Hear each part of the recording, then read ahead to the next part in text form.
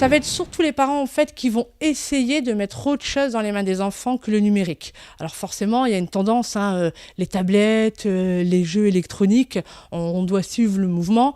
Mais arrivé à un moment, les parents, aujourd'hui, ce qui est bien, c'est qu'ils se rendent compte que les enfants sont énormément dessus. Donc ils cherchent le petit truc qui font que l'enfant va lâcher. Et ça permet aussi, selon l'activité manuelle qu'ils vont avoir, c'est que le parent va aider l'enfant. Donc c'est quand même un moment que l'enfant va passer avec son parent. Et le parent, ça lui permet de se poser un petit moment et de souffler aussi. Au mois d'octobre, c'est plus du repérage. C'est commencer à regarder un peu ce que moi je fais en boutique, ce qui peut changer comme cadeau de Noël pour les enfants.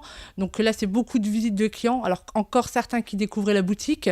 Donc sur octobre, on est sur du repérage beaucoup. C'est la saison qui commence. On est le 2 novembre et j'ai déjà eu mes premiers clients ce matin pour Noël qui ont déjà commencé leur achat.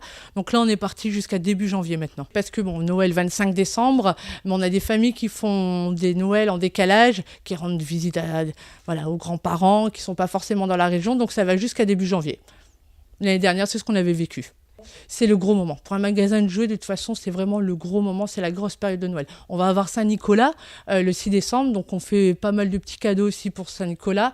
Mais Saint-Nicolas plus Noël, là, ça va être la très grosse période pour la boutique. Le créatif, beaucoup le créatif, tout ce que les enfants ils peuvent faire de leurs mains et qui peut aussi avoir une suite pour jouer, c'est-à-dire qu'ils créent et qu'après ils peuvent s'amuser avec. Et les jeux de logique. On a une gamme de jeux de logique qui fonctionne très bien. Et pour les plus petits, ça va être du jeu de société. Là, ça passe super bien. Ici, on n'a pas du tout de jeux électroniques. On est vraiment sur du créatif, du ludique. Les jeux de société, c'est des jeux où on joue ensemble. Voilà. Donc, du coup, ce que vous allez trouver dans cette boutique, c'est ce que vous ne retrouverez pas en grande surface. Quand on rentre dans cette boutique, c'est que voilà, on est prêt à recevoir du conseil, à avoir de l'échange. C'est l'avantage de la boutique de proximité, c'est qu'on a le temps de regarder et d'échanger avec quelqu'un.